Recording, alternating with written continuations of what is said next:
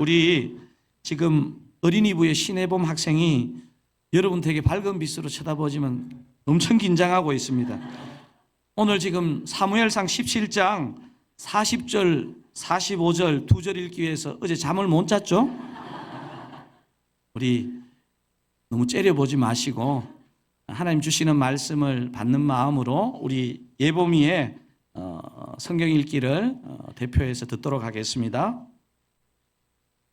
손에 막대기를 가지고 시내에서 매끄러운 돌 5을 골라서 자기 목자의 제그꽃 주머니에 넣고 손에 물매를 가지고 블레셋 사람에게로 나아가니라.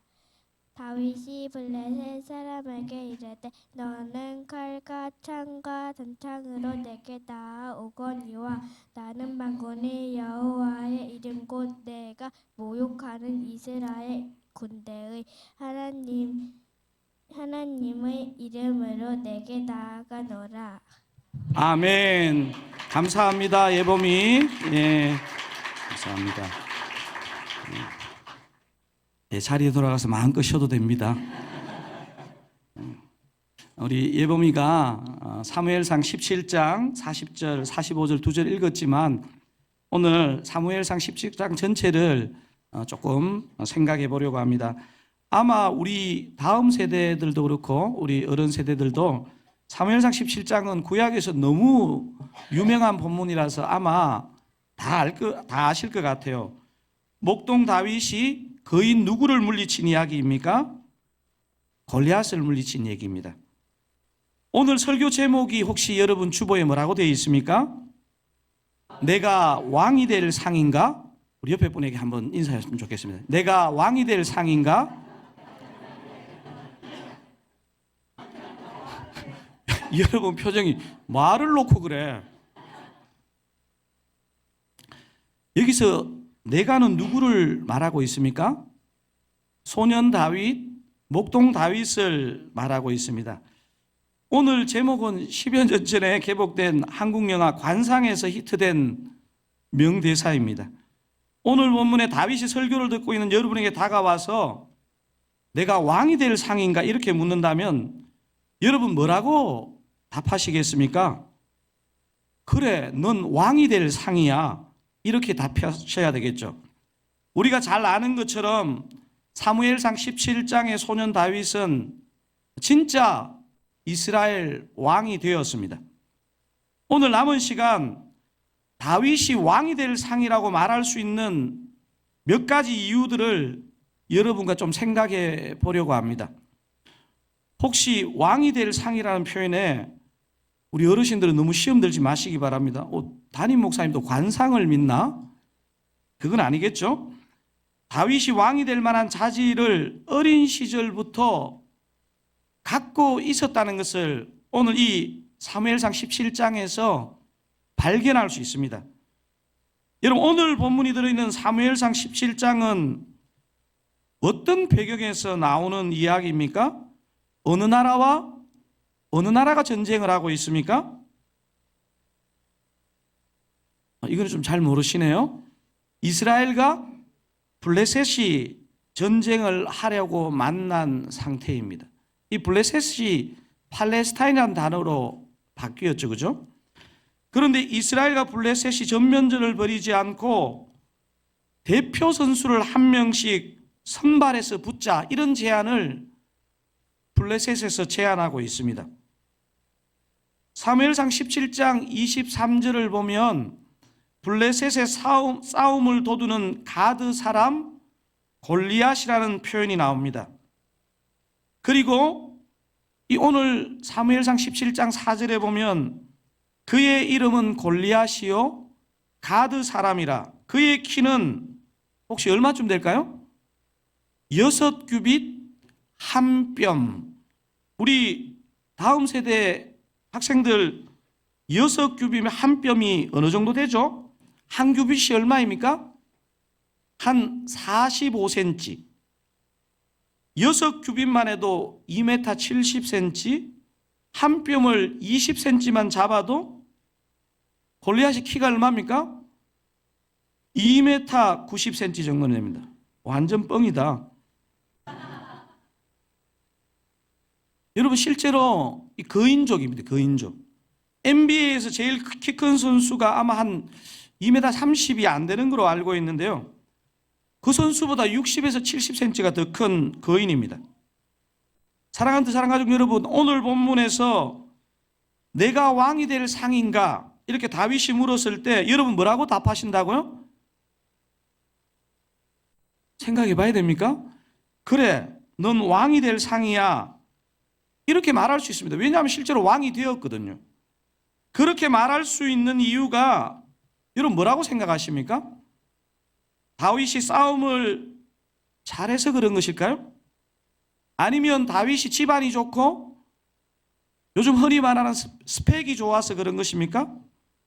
저는 오늘 사무엘상 17장에 다윗이 왕이 될 상이라는 것을 보여주는 한 3가지 정도 증거를 여러분과 나누고자 합니다. 다윗이 왕이 될 상이라고 말할 수 있는 분명한 이유 몇 가지 중에서 첫 번째는 이렇게 말할 수 있습니다. 여러분 우리 어린이들도 큰 소리로 한번 읽어보겠습니다. 1 시작.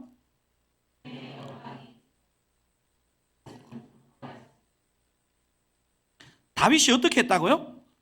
하나님의 영광이 짓밟힐 때 다윗이 뭐 했다고요? 분노했다는 사실. 여러분 보통 우리가 살아가면서 화 잘 내는 사람은요 약점으로 작용합니다. 그죠? 보통 화 잘 내고 나면요 꼭 손해를 보게 되거든요. 그래서 에베소서 4장에 보면 이런 구절이 있습니다. 화내는 것, 분내는 것과 관련해서 제가 한번 읽어보겠습니다.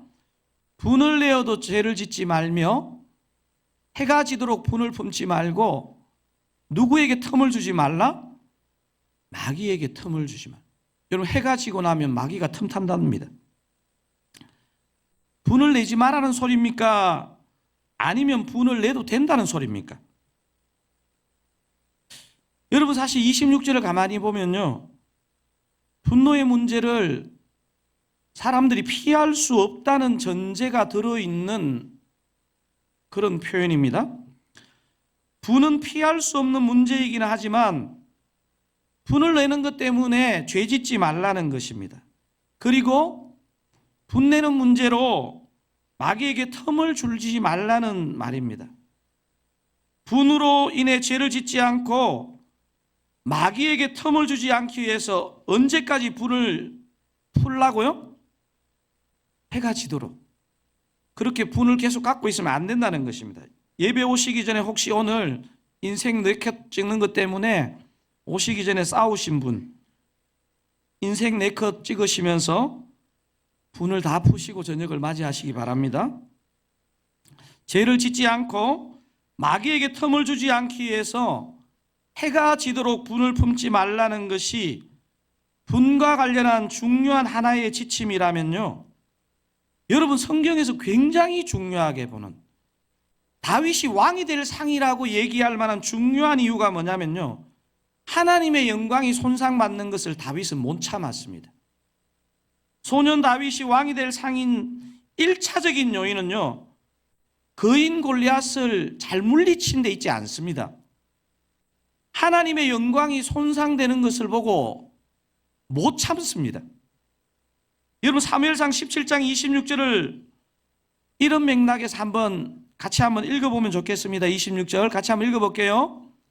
다윗이 곁에 서 있는 사람들에게 말하여 이르되 이 블레셋 사람을 죽여 이스라엘의 치욕을 제거하는 사람에게는 어떠한 대우를 하겠느냐? 이 할례 받지 않은 블레셋 사람이 누구이기에 살아계시는 하나님의 군대를 모욕하겠느냐? 마지막에 어떻게 되어 있습니까? 이 할례 받지 않은 블레셋 사람이 누구이기에 뭐라 그럽니까? 살아계시는 하나님의 군대를 모욕하겠느냐?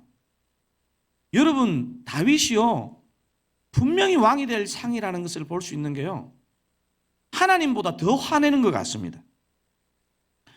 오늘 본문을 분노라는 이 기준에서 놓고 보면요 세 부류가 나뉘어지거든요. 지금 우리가 살펴보고 있는 소년 다윗은요 하나님의 영광을 모욕한 골리앗에 대해서 어떤 마음을 가졌습니까? 지금 인생 네컷 생각하고 계신 거 아니죠? 분노를 가졌습니다. 여러분, 그런데 오늘 본문에 보면요, 사실은 뭐 등장인물로 말하면요, 뭐 엄청 큰 스케일의 영화입니다. 사울과 이스라엘 사람들은 하나님의 영광을 모욕한 골리앗에 대해서요, 분노하지 않습니다. 왜 사울과 이스라엘 백성들에게는 다윗이 이렇게 분노했는데, 하나님의 영광이 조롱을 받고 있는데 이렇게 분노하지 않았을까요? 골리앗을 쳐다보면서요, 두려움이 임해서 그렇습니다. 두려움이 임해서. 세 번째 부류는요, 어떻게 보면 저는 두 번째 부류보다 더 어리석고 악한 사람인 것 같습니다. 여러분, 오늘 이 성경을 읽으면서 제일 조심해야 되는 부류가 뭐냐면 세 번째 부류, 다윗의 형, 큰형 이름이 뭐예요? 데이빗? 엘리압이죠. 엘리압. 엘리압에게 치명적인 잘못이 무엇입니까? 골리앗에게 분노를 하지 않고 누구에게 분노합니까? 다윗에게 분노하고 있다는 사실입니다. 여러분, 그래서 적을 향해 분노 표출도 못하는 사울과 이스라엘 백성들도 본문을 잘 묵상해 보면 참 답답하지만요, 이렇게 중요한 전쟁을 치러야 되는, 이렇게 용기를 내는 동생을 향해서 분노하고 있는 엘리압. 근데 우리가 목사인 저도 그렇고 여러분도 그렇고 신앙생활을 하다 보면 엘리압처럼 이 분노를 이상하게 발산하는 경우가 많은 것 같아요. 우리 자신과 형제자매를 괴롭히는 사단 마귀에 대해서 분노해야 되는데 동생 다윗과 싸우는 경우가 있습니다. 오늘 본문에 나오는 소년 다윗이 왕이 될 상이 분명한 이유는요, 분노할 대상에게 분노를 하고 있다는 사실입니다. 하나님의 영광이 짓밟히는 것에 대해서 분노하는 다윗을요, 하나님 그냥 두시지 않습니다. 여러분, 이제 우리 다음 세대 우리 어린이들도요, 또 청소년들도 기억하셔야 될 게요, 하나님이 영광이 조롱을 받는데 여러분이 분노하시잖아요. 하나님은 여러분을요, 왕이 될 상으로 인도하십니다. 사랑하는 사랑가족 여러분, 다음 세대 우리 형제자매 여러분, 하나님의 영광이 짓밟힐 때 분노하시는 저와 여러분 되시기 바랍니다. 주님의 영광이 짓밟히는 것을 못 참는 여러분을 주님은 절대로 그냥 지나가지 않는다는 거 꼭 기억하시기 바랍니다. 사랑하는 다음 세대 형제자매 여러분, 여러분 혹시 기회주의자라는 표현 들어보셨죠? 기회주의자가 좋은 표현입니까? 나쁜 표현입니까? 출제자의 의도를 생각하지 말고요, 기회주의자가 좋은 표현이에요? 나쁜 표현이에요? 나쁜 표현이죠. 평소 때는 막 아무렇게나 살다가 자기가 생각했을 때 중요하다 싶을 때 뭔가 오바해서 하는 사람을 기회주의자라 그러잖아요. 여러분, 이 사무엘상 17장에 나오는 이 다윗이 왕이 될 상이라는 것을 보여주는 중요한 두 번째 이유가 바로 여기에 있습니다. 다윗은요, 기회주의자가 아니고요, 평소에 최선을 다했습니다. 여러분, 그래서 다윗이 왕이 될 상이라고 말할 수 있는 두 번째 이유는, 여러분 이렇게 큰 소리로 한번 2번을 읽어보시면 좋겠습니다. 다윗은 평소에 최선을 다했습니다. 다윗은 어느 날 기회를 잡아 한번 바짝 잘 해보여가지고 왕이 된 사람이 아닙니다. 다윗은요, 하루하루 성실하게 살았다는 것을 오늘 이 사무엘상 17장에서 얼마나 여러 군데 보여주고 있는지 모릅니다. 다윗이 사무엘상 17장에서 거인 골리앗을 물리칠 때 다윗이 정규 군사가 아니라는 건 여러분 알고 계시죠? 지금 아버지 심부름 왔죠. 군대에 가 있는 형 3명의 안부를 확인하고 오라는 아버지의 명령을 받고 전쟁터를 간 목동입니다. 목동. 정규 군사가 아닙니다. 제가 볼 때 한국 사람들은, 특히 우리 어린이들은 양치는 일을 매우 낭만적인 모습으로 생각해서 다윗은 어렸을 때부터 낭만적이었구나 이렇게 생각하는데 엄청 고생했습니다. 여러분, 이스라엘 사람들에게 제일 천대받는 일 중에 하나가 양치는 일이었습니다. 여러분, 다윗의 아버지는요, 많은 성경학자들이 추측하건대 당시에 잘 나가는 사람이었습니다.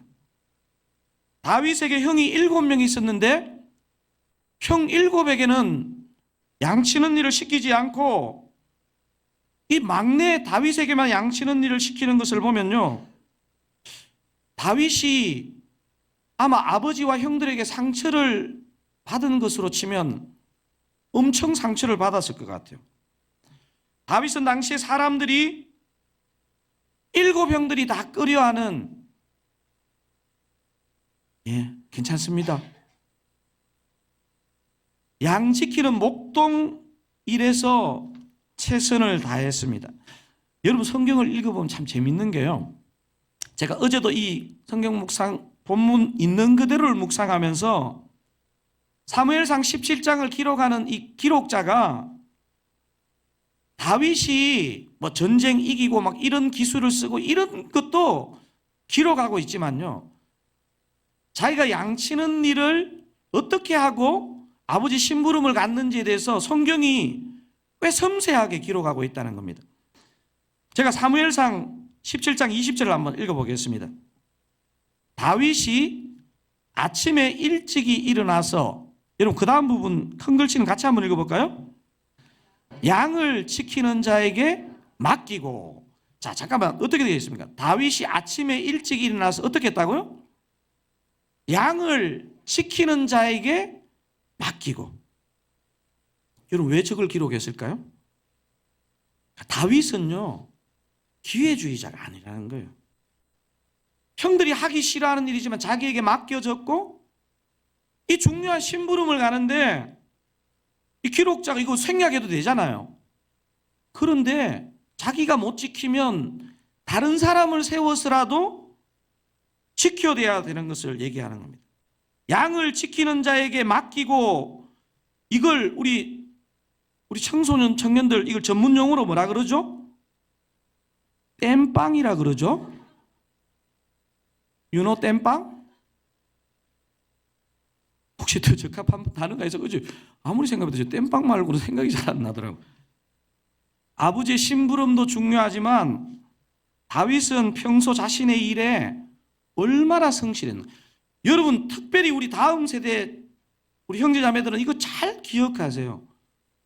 평소에 최선을 다하는 것, 이게 왕이 될 상의 되게 중요한 부분이라는 거예요. 골리앗을 물리칠 수 있었던 비법도 저 안에 담겨 있죠. 양 지키는 소년 목동 다윗이 키는 3m 가까이 되고 중무장한 군인을 어떻게 물리칠 수 있었겠어요? 여러분, 예수 제대로 못 믿으면 이거 자체가 또 약간 우화처럼 느껴집니다. 여러분, 이거 우화가 아니고요, 역사에 있었던 얘기입니다. 다윗은 평소에 양 지킬 때 이미 골리앗을 물리칠 준비가 이미 되었던 것입니다. 제가 사무엘상 17장 34절에서 36절에 나오는 다윗이 고백한 평소에 어떻게 준비했는지를 제가 한번 읽어보겠습니다. 34절부터. 다윗이 사울에게 말하되 주의 종이 아버지의 양을 지킬 때에 누가 옵니까? 사자나 곰이 와서 양떼에서 새끼를 물어가면 어떻게 합니까? 내가 따라가서 그것을 치고 그 입에서 새끼를 건져내었고 그것이 일어나 나를 해하고자 하면 내가 그 수염을 잡고 그것을 쳐 죽였나이다. 36절은 같이 한번 읽어볼까요? 주의 종이 사자와 곰도 쳤은즉 살아계시는 하나님의 군대를 모욕한 이 할례받지 않은 블레셋 사람이리이까 그가 그 짐승의 하나와 같이 되리이다. 여러분, 다윗은요 갑자기 막 열받아가지고 흥분해서 골리앗을 이긴 게 아닙니다. 이미 양을 지킬 때 사자와 곰을 물리친 스펙이 있습니다. 스펙이. 사랑하는 사랑하는 여러분, 또 우리 다음 세대 우리 학생 여러분, 공부는 벼락치기가 통할지라도 영적인 세계는 벼락치기 안 됩니다. 우리 옆에 분에게 벼락치기 안 돼요. 오늘 본문에서 평소에 최선을 다했다는 다윗의 모습을 보여주는 굉장히 중요한 표현이, 저는 디테일한 표현이 40절에 나오는데, 여러분 퀴즈. 다윗이 골리앗을 물리치러 갈 때 돌 몇 개를 갖고 갔을까요? 어떻게 알았어요? 그것도 표현도 굉장히 섬세하게 있습니다. 시내에서 매끄러운 돌 5을 골라서 이렇게 되어 있습니다. 자, 우리 청소년부나 어린이부, 유치부에서 한번 맞춰보세요. 죄송합니다. 저는 서울 사람인데 순간적으로 경상도 말이 나왔네요. 완벽한 표준말을 제가 쓰는데 맞춰보세요. 청소년들, 우리 다음 세대만 맞출 수 있습니다. 왜 다윗이 돌 5을 갖고 갔을까요? 하나만 갖고 가야 되는 거 아니에요? 아니, 이토록 믿음이 좋고 사자와 곰을 평소에 두들겨 잡았던 다윗이라면 딱 하나만 갖고 가서 한 방에 딱 명중시켜야 되는 거 아니에요? 대답해 보세요. 다음 세대. 갑자기 다음 세대가 없어졌네요. 아니, 그냥요, 주머니에 여유가 있었어요. 이게 사실 이게 이 해석학적으로 여러 측면이 있는데, 나중에 사무엘하 21장을 읽어보면요, 이 가드에 거인이 5명이 있었던 거예요. 그 사무엘하 21장을 읽어보면요, 다윗의 후대 군사들이 그 4명의 거인을 죽이는 얘기가 사무엘하 21장에 나오거든요. 그래서 다윗은요, 저는 진짜 다윗이 너무 놀라워요. 왜냐하면요, 군사도 아닌데 한 명 그 골리앗 죽이는 것도 두려울 수 있는데 5개 담고 5 다 죽인다. 이럴 때는 죽인다는 표현을 사용하지 않고 지긴다, 이런 마음으로 갖고요. 저는요, 그게 어느 정도 맞는 해석인지는 모르겠지만요, 평소에 최선을 다했다. 다윗은요, 한 방으로 결과적으로 딱 골리앗을 맞췄지만요, 혹 이 한 방이 빗나가더라도, 피하더라도 나머지 4개의 돌을 통해서 넘어뜨리겠다는 그런 마음을 갖고 있었습니다. 다윗이 왕이 될 상이라는 것을 분명히 보여주는 두 번째는 평소에 다윗이 최선을 다했다는 것입니다. 자, 여러분, 이제 복습겸 우리 2가지가 지나갔는데요, 다윗이 왕이 될 상이라고 말할 수 있는 분명한 이유 3가지 중에서 첫 번째 뭡니까? 하나님의 영광이 짓밟힐 때 다윗은 분노하여. 여러분, 이거 우화처럼 들으시면 안 됩니다. 진짜 우리 삶에서 그래야 됩니다. 하나님의 영광이 짓밟힐 때요, 여러분이 분노하면요, 하나님은 그 절대로 그냥 지나가지 않아요. 두 번째 뭡니까? 다윗은 평소에 최선을 다했습니다. 옆에 뭐라고 적어야 됐습니까? 벼락치기 하지 않았음. 이렇게. 자, 사랑하는 여러분, 다윗이 왕이 될 상이라고 말할 수 있는 이 2가지 이유 좀 동의가 되십니까? 안 되셔도 저는 3번째로 넘어갈 생각입니다. 다윗이 하나님의 영광을 짓밟힐 때 분노했다는 사실도 왕이 될 상이라는 것을 보여주는 너무 중요한 이유이고, 평소에 최선을 다하는 그가 왕이 될 상이라는 것을 보여주는 그것도 중요한 이유겠지만, 이 2가지 이유보다 훨씬 선행적으로, 훨씬 본질적으로 중요한 게 하나 있습니다. 여러분, 1, 2번은 다 까먹어도 괜찮습니다. 우리 특히 다음 세대, 지금 빨리 끝나고 인생 내 것 찍어야 되는지 왜 이렇게 기냐. 자, 3번째 이유, 이건 큰 소리로 오늘 인생 4컷 찍을 때 3번 제가 가가 물어보면 못 찍습니다. 3번 뭡니까? 다윗은 성령의 기름 부으심을 받았습니다. 이걸 외우세요. 여러분, 다윗이 왕이 될 상이라고 말할 수 있는 게 가장 결정적인 이유는 뭐라고요? 다윗은 성령의 기름 부으심을 받았기 때문입니다. 다윗이 하나님의 영광이 손상되는 것에 분노하는 모습, 이것도 귀한 것입니다. 평소에 게으름 피우지 않고 최선을 다하는 성실함도 귀합니다. 하지만 빼놓을 수 없는 것, 성령의 기름 부으심. 여러분, 이게 얼마나 중요하냐면요, 사무엘상 17장을 기록하기 바로 한 장 앞에 끝부분에 이 사무엘상을 기록하는 사람이 이 부분을 딱 떼가지고 기록했습니다. 여러분, 이 부분을 한번 제가 사무엘상 16장 11절 12절 먼저 읽고 여러분 13절 같이 한번 읽어보겠습니다. 제가 11절 12절 먼저 읽습니다. 또 사무엘이 이새에게 이르되 내 아들들이 다 여기 있느냐? 이새가 이르되 아직 막내가 남았는데 그는 양을 지키나이다. 사무엘이 이새에게 이르되 사람을 보내어 그를 데려오라. 그가 여기 오기까지는 우리가 식사자리에 앉지 아니하겠노라. 이에 사람을 보내어 그를 데려오매 그의 빛이 붉고 눈이 빼어나고 얼굴이 아름답더라. 여호와께서 이르되 이가 크니 일어나 기름을 부어라 하시는지라. 자, 13절 같이 한번 읽겠습니다. 사무엘이 기름 뿔병을 가져다가 그의 형제 중에서 그에게 부었더니 이날 이후로 다윗이 여호와의 영에게 크게 감동되니라. 사무엘이 떠나서 라마로 가니라. 여러분, 사무엘이 기름 뿔병을 가져다가 그의 형제 중에서 그에게 부었더니 이날 이후로 어떻게 되었습니까?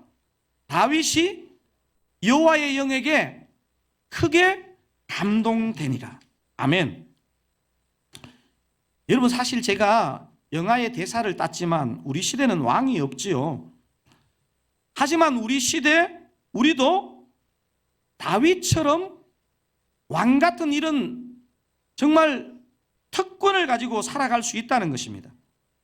저와 여러분이 왕처럼 사는데 우리 다음 세대 잘 들으세요. 가장 중요한 게 뭡니까? 성령의 기름 부으심. 우리 옆에 분에게 한번 성령의 기름 부으심이 있기를 바랍니다. 한번 축복해 주시면 좋겠습니다. 성령의 기름 부으심이 아니면요, 올리브 오일이라도 머리에 부으세요. 그냥. 이걸 영어로 anointing이라고 합니다. anointing. 여러분, 다윗이 잘생겨서 왕이 된 게 아닙니다. 다윗이 똑똑해서 왕이 된 게 아닙니다. 다윗이 남다른 성실한 그거 하나 때문에 왕이 된 게 아닙니다. 다윗이 왕이 되고 하나님께 쓰임받는데 제일 중요한 것, 하나님의 영, 성령의 기름 부으심을 받았다는 것을 여러분 잊지 마시기 바랍니다. 여러분, 저와 여러분도 마찬가지입니다. 하나님의 백성이 왕처럼 사는데 가장 중요한 것은 성령의 기름 부으심입니다.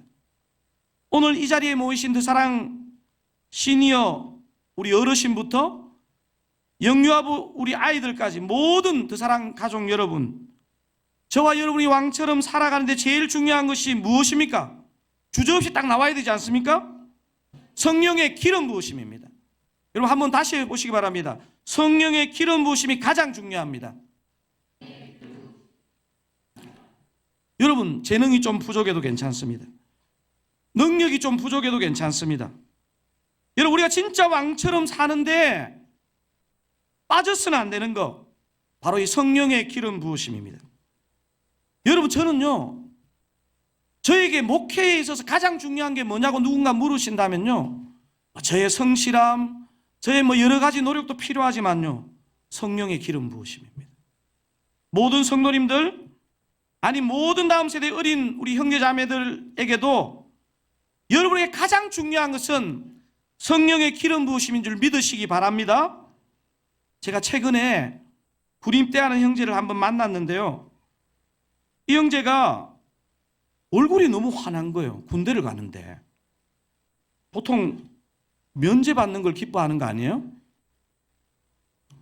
왜 이렇게 얼굴이 좋아졌냐니까 운동을 하고 다이어트를 해서 6kg 정도 체중을 빼서 얼굴이 좋아졌다는 거예요. 그거하고 좀 다른 뭐가 있는데 제가 물었더니 이 형제가 모태신앙이고 우리 어머니가 이렇게 교회 순장님이시고 한데 너무 제 의외의 대답을 들은 거예요.